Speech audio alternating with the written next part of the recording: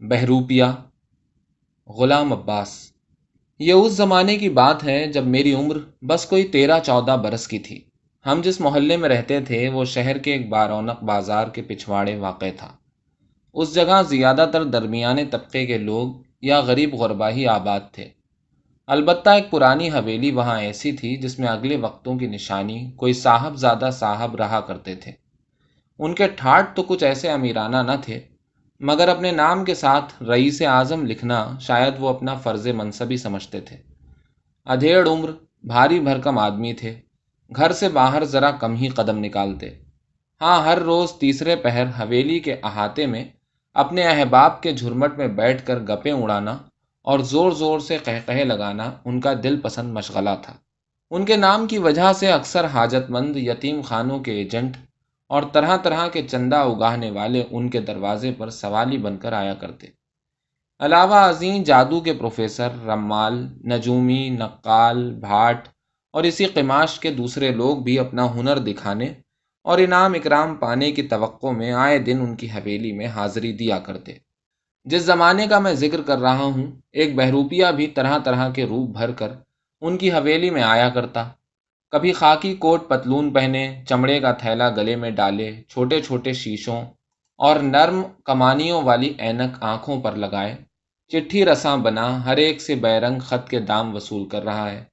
کبھی جٹادھاری سادھو ہے، لنگوٹ کسا ہوا، جسم پر بھبوت رمائی ہوئی، ہاتھ میں لمبا سا چمٹا، سرخ سرخ آنکھیں نکال بم مہادیو کا نعرہ لگا رہا ہے۔ کبھی بھنگن کے روپ میں ہے جو سرخ لہنگا پہنے، کمر پر ٹوکرا، ہاتھ میں جھاڑو لیے، جھوٹ موٹ پڑوسنوں سے لڑتی پھرتی آپ ہی آپ بکتی جھکتی چلی آ رہی ہے۔ میرے ہم سبقوں میں ایک لڑکا تھا، مدن۔ عمر میں تو وہ مجھ سے 1-8 برس چھوٹا ہی تھا، مگر قد مجھ سے نکلتا ہوا تھا۔ خوش شکل، بھولا بھالا، مگر ساتھ ہی بچوں کی طرح بلا کا ضدی۔ ہم دونوں غریب ماں باپ کے بیٹے تھے، دونوں میں گہری دوستی تھی۔ اسکول کے بعد کبھی وہ میرے محلے میں کھیلنے آ جاتا، کبھی میں اس کے ہاں چلا جاتا۔ ایک دن سپہر کو میں اور مدن صاحبزادہ صاحب کی حویلی کے باہر سڑک پر گیند سے کھیل رہے تھے کہ ہمیں ایک عجیب سی وضع کا بوڑھا آتا دکھائی دیا۔ اس نے مہاجنوں کے انداز میں دھوتی باندھ رکھی تھی، ماتھے پر سندور کا ٹیکا لگا تھا، کانوں میں سنہری بالیں، بغل میں ایک لمبی سی سرخ بہی داب رکھی تھی۔ یہ شخص حویلی کے پھاٹک پر پہنچ کر پل بھر کو رکا، پھر اندر داخل ہو گیا۔ میں فوراً جان گیا یہ حضرت سوائے بہروپیے کے اور کون ہو سکتے تھے۔ مگر مدن ذرا ٹھٹکا، اس نے بہروپیے کو پہلے کبھی نہیں دیکھا تھا۔ میں نے چھیڑنے کو کہا، مدن جانتے ہو ابھی ابھی اس حویلی میں کون گیا ہے؟ ہاں، کیوں نہیں؟ بھلا بتاؤ تو۔ کوئی مہاجن تھا۔ یہاں کیوں آیا؟ میں کیا جانوں، تمہارے رئیس اعظم نے کچھ قرض ورز لیا ہوگا اس سے۔ ارے نہیں پگلے، یہ تو بہروپیہ ہے، بہروپیہ۔ بہروپیہ؟ مدن نے کچھ حیرانی ظاہر کرتے ہوئے کہا۔ بہروپیہ کیا ہوتا ہے؟ ارے تم نہیں جانتے؟ یہ لوگ طرح طرح کے روپ بھر کر امیر عمرا کو اپنا کمال دکھاتے ہیں اور ان سے انعام لیتے ہیں۔ تو کیا یہ شخص ہر روز آتا ہے؟ نہیں، ہفتے میں بس 2-1 ہی بار۔ روز روز آئے تو لوگ پہچان جائیں۔ بہروپیوں کا کمال تو بس اسی میں ہے کہ ایسا سوانگ رچائیں کہ لوگ دھوکہ کھا جائیں اور سچ سمجھنے لگیں۔ یہی وجہ ہے کہ یہ لوگ کسی شہر میں 2-3 مہینے سے زیادہ نہیں ٹکتے۔ کیا ان کو ہر دفعہ انعام ملتا ہے؟ نہیں تو، یہ جب 15-20 مرتبہ روپ بھر چکتے ہیں تو آخری بار سلام کرنے آتے ہیں۔ بس یہی وقت انعام لینے کا ہوتا ہے۔ بھلا کتنا انعام ملتا ہوگا انہیں؟ کچھ زیادہ نہیں، کہیں سے 1 روپیہ، کہیں سے 2 روپے اور کہیں سے کچھ بھی نہیں۔ یہ رئیس اعظم صاحب اگر 5 روپے بھی دے دیں تو غنیمت جانو۔ بات یہ ہے کہ آج کل اس فن کی کچھ قدر نہیں رہی۔ اگلے وقتوں کے امیر لوگ تو اس قسم کے پیشے والوں کو اتنا اتنا انعام دے دیا کرتے تھے کہ انہیں مہینوں روزی کی فکر نہ رہتی تھی، مگر آج کل تو یہ بیچارے بھوکوں مر رہے ہوں گے۔ اور میں کچھ کہنے ہی کو تھا کہ اتنے میں وہی بہروپیہ مہاجن بنا ہوا حویلی کے پھاٹک سے نکلا۔ مدن جو کسی گہری سوچ میں ڈوبا ہوا تھا، اسے دیکھ کر چونک پڑا۔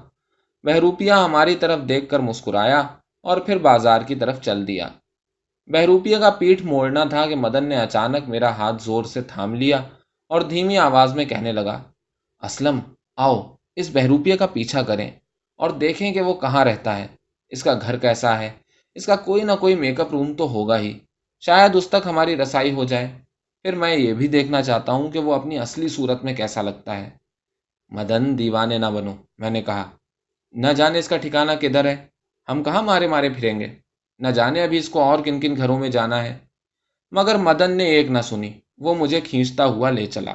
میں پہلے کہہ چکا ہوں کہ اس کے مزاج میں طفلانہ ضد تھی۔ ایسے لوگوں کے سر پر جب کوئی دھن سوار ہو جائے تو جب تک اسے پورا نہ کر لیں، نہ خود چین سے بیٹھتے ہیں نہ دوسروں کو چین لینے دیتے ہیں۔ ناچار میں اس کی دوستی کی خاطر اس کے ساتھ ہو لیا۔ یہ گرمیوں کی ایک شام تھی، کوئی 6 کا عمل ہوگا، اندھیرا ہونے میں ابھی کم سے کم 1.5 گھنٹہ باقی تھا۔ میں دل ہی دل میں حساب لگانے لگا۔ ہمارا علاقہ شہر کے عین وسط میں ہے۔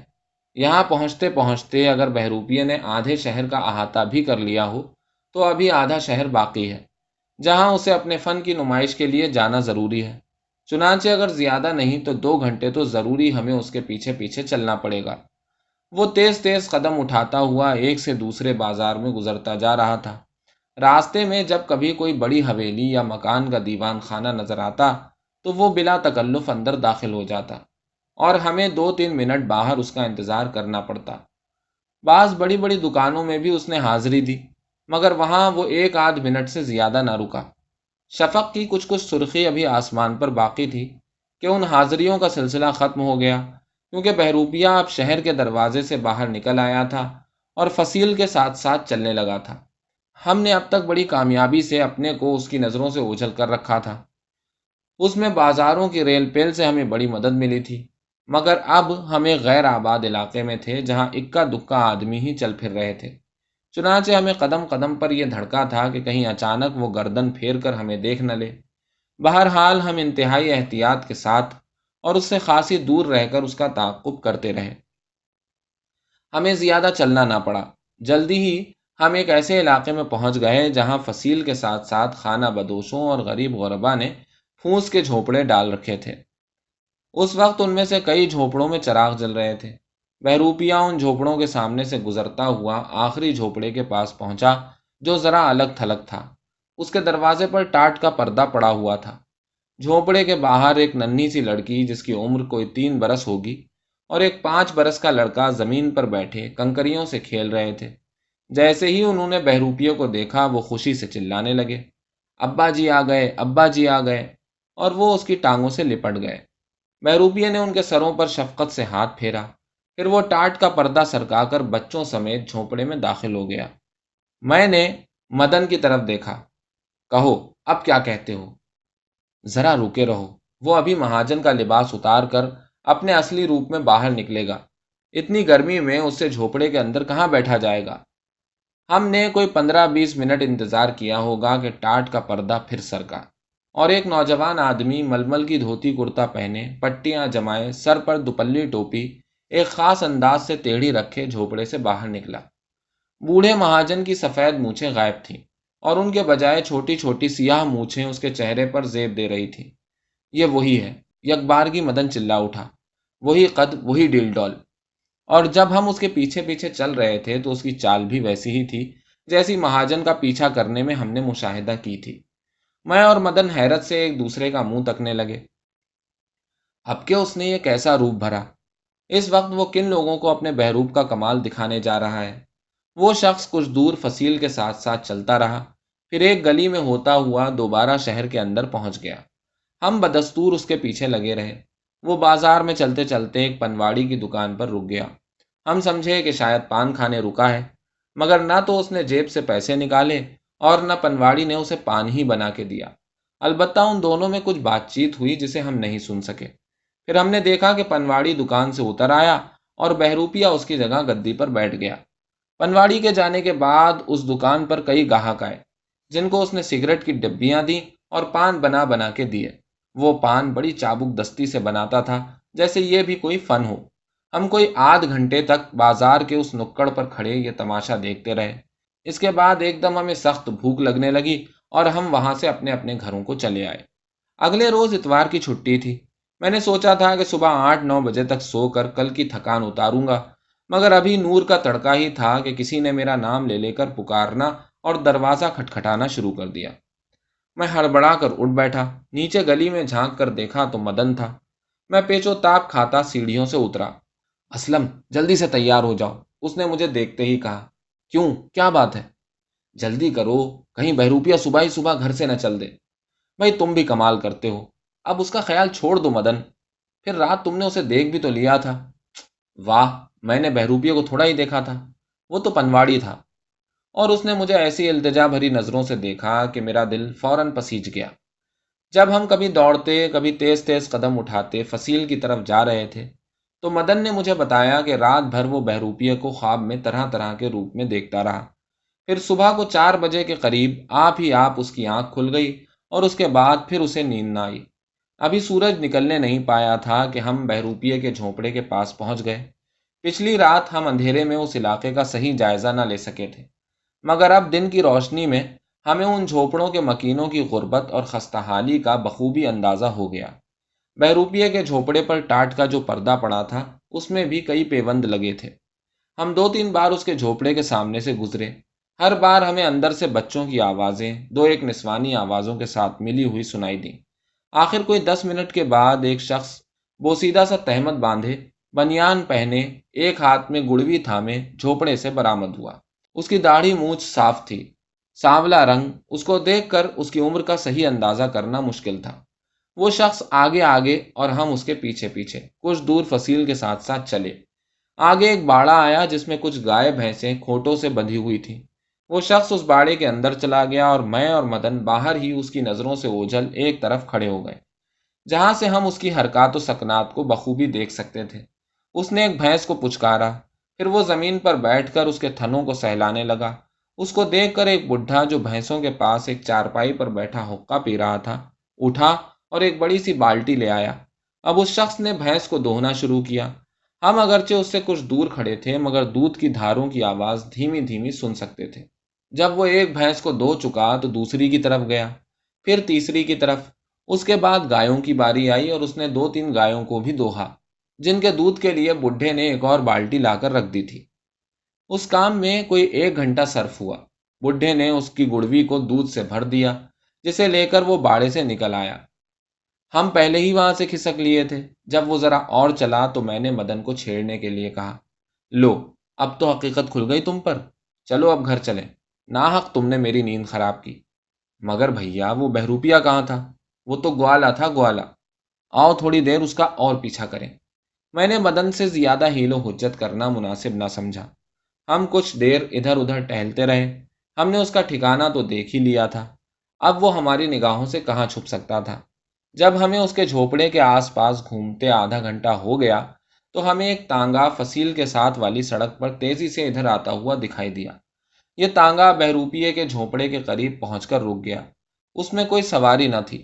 جو شخص تانگا چلا رہا تھا اس نے تانگے کی گھنٹی پاؤں سے دبا کر بجائی۔ اس کی آواز سنتے ہی ایک آدمی جھوپڑے سے نکلا جس نے کوچوان کا سا خاکی لباس پہن رکھا تھا۔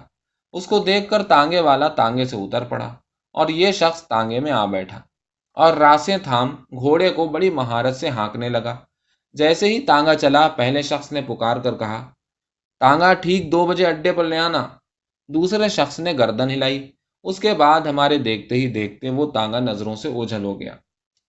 میں اور مدن یہ ماجرا دیکھ کر ایسے حیران رہ گئے کہ کچھ دیر تک ہماری زبان سے ایک لفظ تک نہ نکلا۔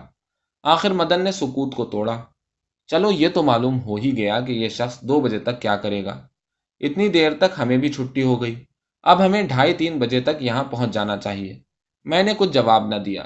سچ یہ ہے کہ اس بہروپیے کے معاملے سے اب خود مجھے بھی بہت دلچسپی پیدا ہو گئی تھی اور میں اس کی اصلیت جاننے کے لیے اتنا ہی بےتاب ہو گیا تھا جتنا کہ مدن۔ ہم لوگ کھانے پینے سے فارغ ہو کر 3 بجے سے پہلے ہی پھر بہروپیے کے جھوپڑے کے آس پاس گھومنے لگے۔ جھوپڑے کے اندر سے بچوں اور عورتوں کی آوازوں کے ساتھ ساتھ کبھی کبھی کسی مرد کی آواز بھی سنائی دے جاتی تھی۔ اس سے ہم نے اندازہ کر لیا کہ بہروپیہ گھر واپس پہنچ گیا ہے۔ ہمیں زیادہ دیر انتظار نہ کرنا پڑا اور اب کے بہروپیہ ایک اور ہی دھت سے باہر نکلا۔ اس نے لمبا سیاہ چوغا پہن رکھا تھا، سر پر کالی پگڑی جو بڑی خوش اسلوبی سے باندھی گئی تھی، گلے میں رنگ برنگی تسبیحیں، ترچی ہوئی سیاہ داڑھی، شانوں پر زلفیں بکھری ہوئی۔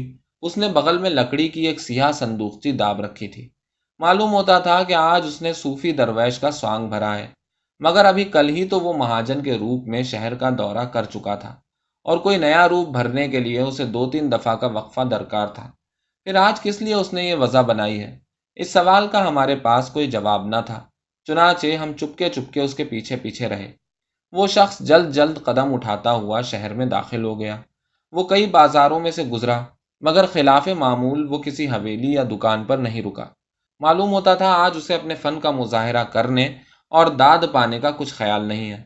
تھوڑی دیر میں ہم جامع مسجد کے پاس پہنچ گئے، جو شہر کے بیچوں بیچ واقع تھی اور جس کے آس پاس ہر روز پہر بازار لگا کرتا تھا، اور اتوار کو تو وہاں بہت ہی چہل پہل رہا کرتی تھی۔ میلہ سا لگ جاتا تھا۔ پھیری والے ہانک لگا لگا کے طرح طرح کی چیزیں بیچتے تھے، بچوں کے سلے سلائے کپڑے، چمڑیاں، ٹوپیاں، کنگھیاں، ازار بند، عطر، پھلیل، اگربتی، کھٹمل مارنے کا پاؤڈر، مٹھائیاں، چاٹ وغیرہ وغیرہ۔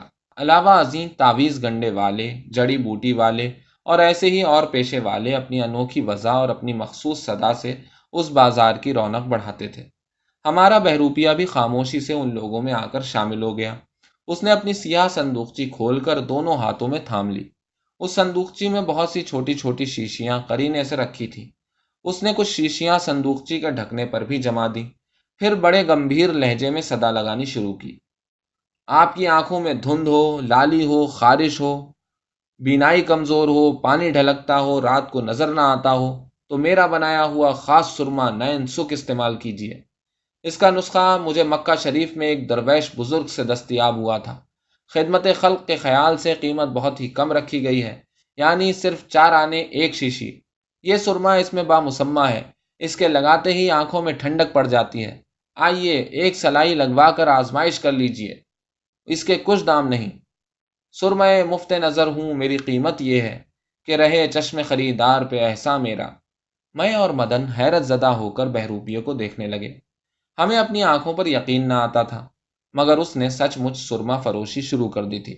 2-3 آدمی اس کے پاس آ کھڑے ہوئے اور اس سے باری باری آنکھوں میں سرمے کی سلائی لگوانے لگے۔ ہم جلد ہی وہاں سے رخصت ہو گئے۔